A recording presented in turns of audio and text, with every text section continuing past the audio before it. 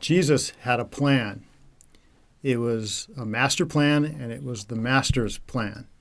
And we'd be good to follow it. I'm Joel Fieri, president of Christian Podcast Central. This is what you've been searching for, and we're talking discipleship. Stay tuned.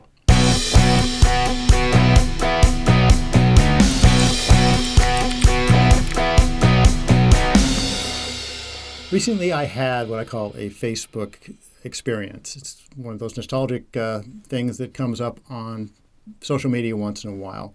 And it happened to me last week, some pictures from my college days through a ministry called Campus Crusade for Christ at San Diego State University, where I was a student a few years ago, maybe even a few decades ago. And it's always fun. All these pictures of me in college when I was a young man with hair. It's always fun to see what we all looked like back then and reconnect with people that I hadn't seen or talked to in a long time. And as I said, it was nostalgic. I kind of went down memory lane for a while. But what was significant about this is I showed it to my wife. My wife and I have often had conversations where she will ask me, Joel, why are you the way you are? How did you develop these certain characteristics that form your life? And often I will point her back to this time in my life, to my college days. I was a young 18-year-old pup, very immature, did not know a thing about life and how to live a Christian life at all. And I came to this big university. And fortunately, by God's grace, I found this group of people through Campus Crusade for Christ and through my church at the time. And through this group, there were older people, older college guys and program leaders and pastors through my church that took me under their wing. As a young pup, were patient with me and poured their life into me and taught me how to live a Christian life. Taught me how to study the Bible, how to do my finances, how to treat a Christian girl, how to do all these things that I had no idea how to do. And it was through what they called at the time discipleship. And in evangelical circles at the time, discipleship was a big thing. And what we did is we basically followed a philosophy laid out in a book by Robert Coleman called Master Plan of Evangelism. And as I said in the intro, it was Jesus' master plan of how to build his kingdom and how to bring people into his kingdom. Jesus did teach the multitudes, but he had a separate group of people that were his disciples. And within that group, he chose 12 men to be his apostles. And he chose to live with them, to do life with them, to pour himself in to them, to teach them, to be with them. And from those 12, he picked Peter, James, and John, the three, to give special attention to and be especially close to and pour himself into. And then he sent them out to do the same, to spread his kingdom, to find other men to pour their lives into. And that was his master plan.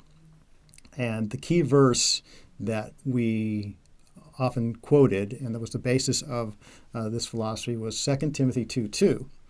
And in that verse, Paul is talking to Timothy, and he says, "The things that you have heard and seen in me, these entrust to faithful men who will be able to teach others also." So there's this idea of passing along your faith, finding men that you can pour your faith into and teach and fellowship with and be an example to, and they will turn around, find other men to do this too, who will then in turn find other men.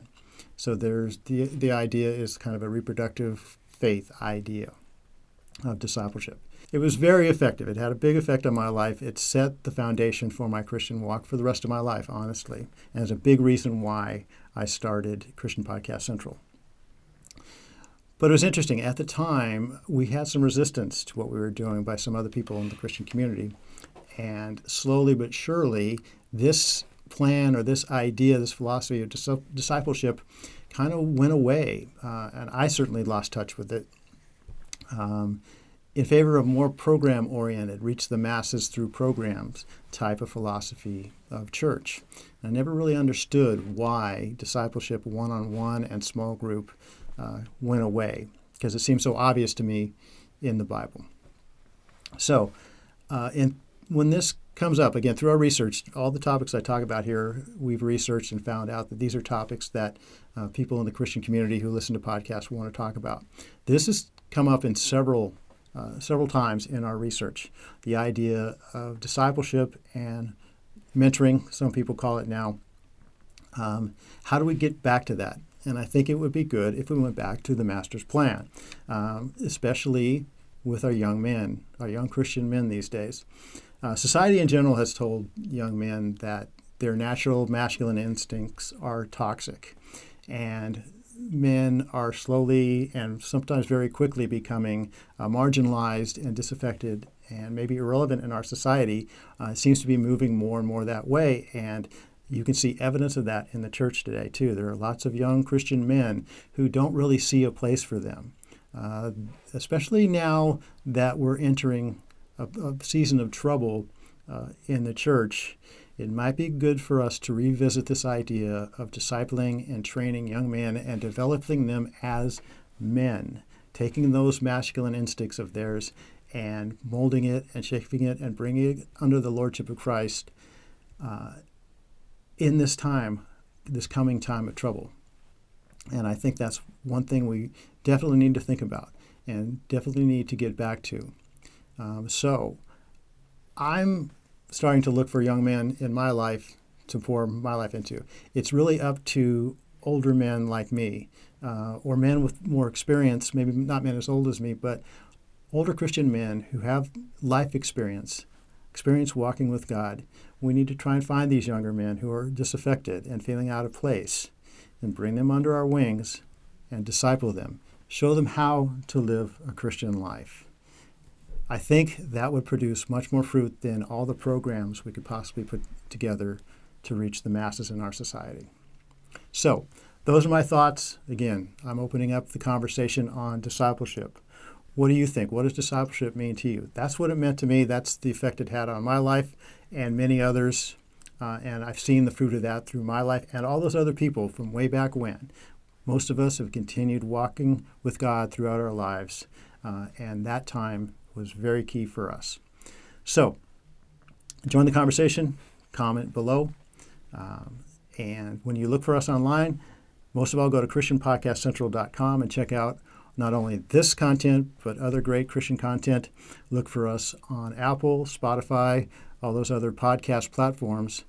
Find us on YouTube and Rumble, and look for us on some of the other social media platforms that are coming up. Next week, we'll have another topic that you've been searching for. I'm Joel Fieri. Thanks for listening.